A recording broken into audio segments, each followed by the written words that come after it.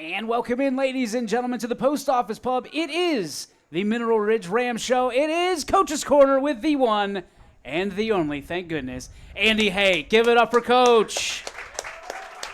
It's great to be here. It's wonderful to be here with you, dude. And we're with God's people. We are. The good people of Mineral Ridge. The God's RWO. people. You got that right, man. It's nice to be here. It's great to have you here. Getting a little bit of a late start, but I'll tell you what an incredible start you have had here in your hometown. Everybody excited to have you back. And coming off a big win against Jackson Milton, putting the first blemish on their record. What did that mean to you to square up against Jackson Milton, knowing that they're a 3-0 team?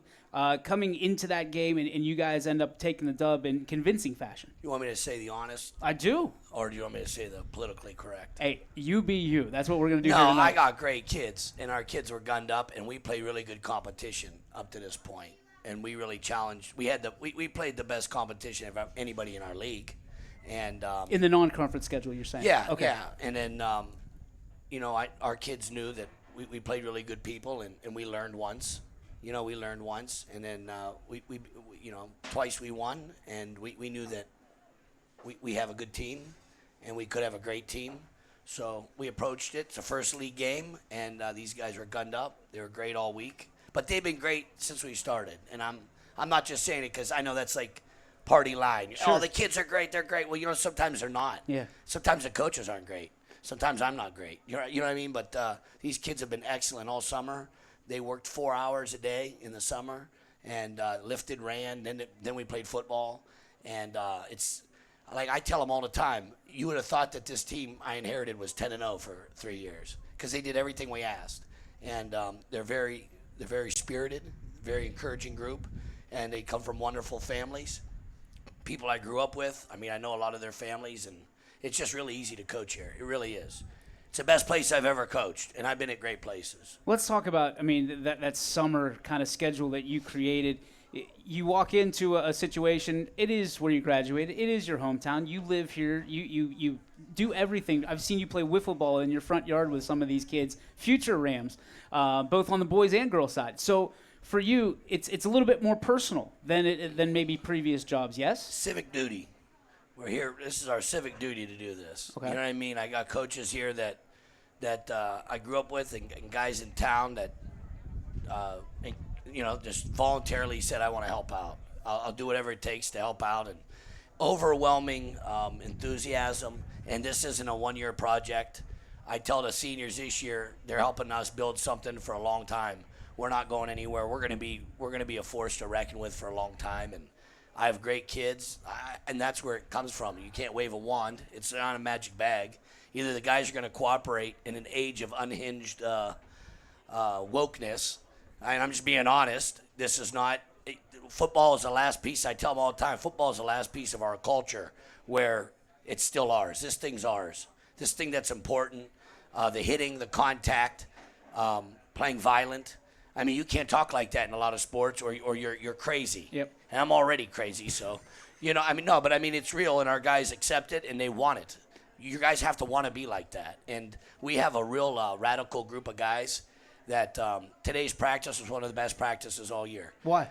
They're flying around. We're watching Marion Local and Kirtland and Minster and watching people that get to the end and play fast. And until you see somebody play like that, South Range, we have their films. Until you see somebody that's playing fast like that, and they look like you, they're not bigger than you. We got bigger guys than they do. Yeah. But they're playing wild, and that's what they're conditioned to be like. So if that's what you're watching and trying to emulate, then if you put your expectations up here and you fall short, you're still pretty damn high. So I have awesome kids, man, and I mean that. And a lot of them are here, but I can't stress enough. I got awesome neighbors. Yeah. I got my neighborhood kids here, and they're all in, man. I love it. You mentioned something talking to your seniors about you're building something for the future. Yeah. Usually that's coaches that are looking at 1-9, 2-8, Yeah. 3-7 records because, okay, guys, we might not get it for you, but it's going to get done eventually. Yeah. That doesn't necessarily seem like the way they're taking it. It feels like they're trying to build something special right now. We want to do it right now. And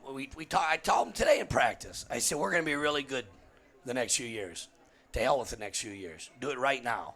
Because I don't got JJ, and I don't got Kamani, And I don't got Big Daddy Moore here the next year. I got Bingham. I got him now. I got him right now. So we're gonna do it for them right now, and then you know what? Just build on it and get better and better and better. And hopefully in 5 years we're better than we are next year. But it's a mental thing, and you know Kirtland and Marion Local and Minster and Versailles and those teams, Mogador, South Range, they're always good because it's ingrained in them. It's a program. But it bleeds over to other sports. If you play like that in football, you're going to play like that in basketball. You're going to play like that in baseball. You're going to get up earlier in your morning and hopefully make your bed. You know what I mean? It's just if you're conditioned to do things the right way, you know, life is worth, what did Charlie Kirk say? Life is worth living with virtuous principles and morality. Life is worth living with principles and virtue. So you know what? These guys exhibit it every day, and they encourage me to get on them. They're quiet when we're watching films. They're not disrespectful. They're not making sounds and coming late. It's a great group of kids, and I credit their parents, and it's a way of life. It's interesting because when you took the job, there were a lot of people saying, okay, here we go. One of those things. Because there were how many kids out last year? I don't know. I don't know the number, but I know how many kids are out this year. A lot of kids. There was an excitement. 68 kids you have Well, I think up? the big thing with our kids, too, you have a lot of kids that are new, but a lot of kids that are inexperienced, haven't played for a few years, and there's a learning curve. And I just, like today in practice, like I was talking to the coaches, they were flying around, and I went, they're getting it. It takes a minute, even for a good athlete that hasn't done it. We have guys that haven't played for years, and it's like, oh, they're coming on. And it's like a lot of them are juniors. They just haven't played for a few years, and they're really good players. They're just, it takes a minute to get it clicking, and they've played JV just to get going again, and I'm really proud of them. As much as I'm proud of the guys like JJ and Moore and the guys that are they're seniors that are doing it, that have to do it because they don't have tomorrow. There's young guys that are doing it, and it's really awesome to see. What I was getting at was, I mean, the old adage whenever I was in high school, when you were in high school, was coaches had to recruit the hallways. Yeah. You did that. I saw you at basketball games. I saw you at track meets. Well, and the neighborhood, hey, you should play football. They still got to do it. They got to show up. They still got to be committed. And, you know, you can only snake oil sales them for a little bit, right. And then either they see substance and virtue and morality into it and keep showing up, or they don't see the benefit. And then they just say, hey, I'm just proud that guys haven't – a lot of guys on the team, you only got so much time and so many possessions, and we've been playing in big games. I haven't had to play these rum drums teams, and nothing against teams, but we haven't had that easy schedule where I could say, hey, all you guys get to play now, because I love to do it. I love to start everybody and throw everybody a ball, and I really would love to do it, but you're limited to you know, constraints. You really are. And I mean, I wish I could play United again right now. I wish we could. The guys would want to play them tomorrow if they could. Yeah. Because they would fix it, and United would be in trouble. And I'm not. Yeah, we'd play them like wild men. And I just know at the end of the year we're going to be a lot closer to where we want to be than week 2 and 3. Are you starting to feel like the kids kind of, I don't know, looking at their leader, you, and saying, hey, we want to be more like that? That's the character of this program? Because we know you're never going to back down from a fight. Well, no, I want to play Warren Harding this week.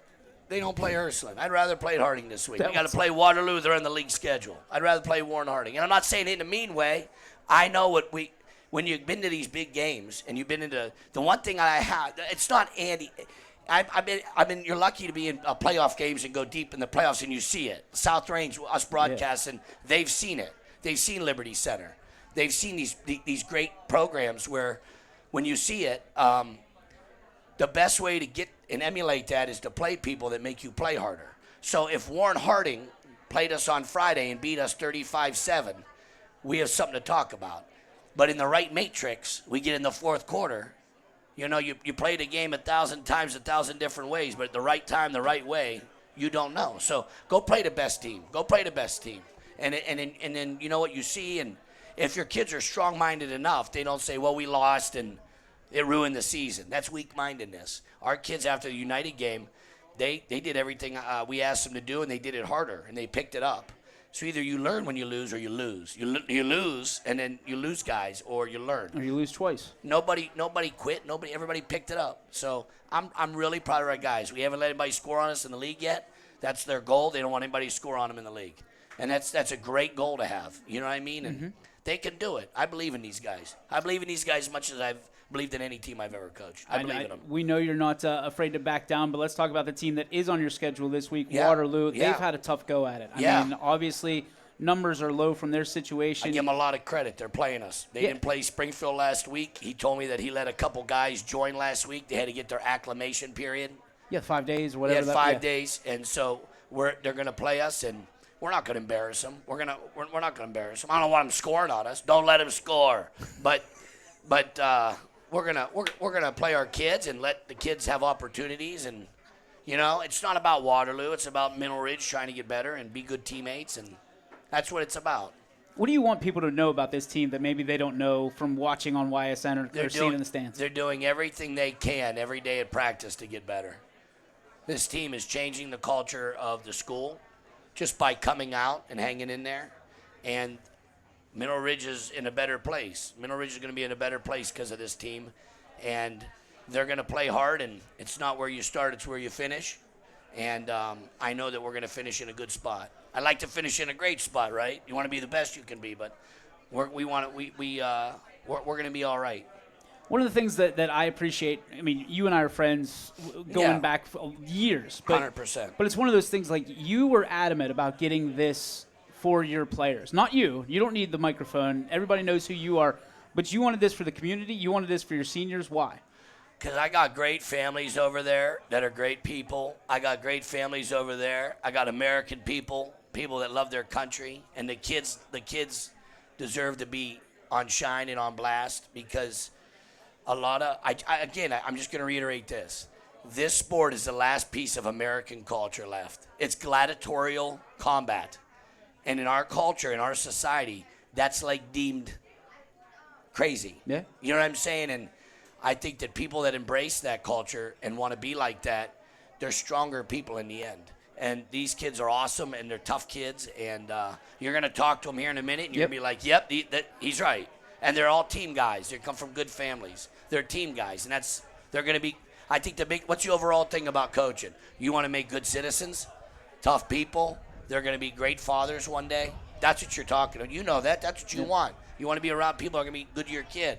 And, we all do it differently, but I'm probably the craziest doing it. But you know what? It's he's here somewhere. The Augmeisters. Augie's out there. Augie Doggy's out there. I see him. Yeah, he's eating Jameson. You mentioned. He's with his buddy Jameson Colt. Wonderful family. Oh, yeah. You mentioned. John's my line coach. Well, and John's speaking great. of, let's talk about your coaches. Alt's here. He's my quarterback coach. Dan Lowry, Officer Lowry is my our junior high coach. Silac, he owns a company, a landscaping company. Sprinkler, he volunteers to do it. They're tremendous people. Pal's over there. He's been coaching with me a long time. He's like an old Civil War vet. It's just I got Jason Cochran's a great coach. Mike Marakovich. Brandon Pierce. I have great coaches, and they really care about the kids, and nobody cares what you know until they know that you care. And the kids see that the coaches care about them, and we'll do anything for them. But we just want them to play hard and expect them to do well. That's it. It's really simple, isn't it? It is. If you really talk about it and break it down, it's simple. It is. Last question for you. We're going to get off. Maybe not the last question. We might add to some others, but we're going to get off script a little bit, out of the X's and O's. It's been a musical week. We talked to Dave Rock last night about music and things of that nature. I love music. We're going down that road, buddy. Let's All right, do it. So let's Only talk the about. good die young, right? Besides the national anthem, which I know was your number one song of all time, what is your favorite song of all time? You ever hear Ray Charles sing "America the Beautiful"? You ever hear Ray Charles sing it? You ever see the Sandlot when they're playing at night? And fireworks? once a year, the sky lights up. Isn't that what it is? America? That's it. Good. No, I'm not doing Hey, it. you were doing it. It's cold-blooded. That they go play, and they have a night game once a year. Yep. And the fireworks are going off, and the kids are hitting the ball, and they're all staring. He's playing. That's Ray Charles playing "America the Beautiful." Yeah. It's as good as any song. That's your favorite song ever? Well, I mean, I like music. I just like music in general. Man. Okay, so let's change up the question a little bit. Let's take a right-hand turn. You can only listen to one song the rest of your life. No other songs exist.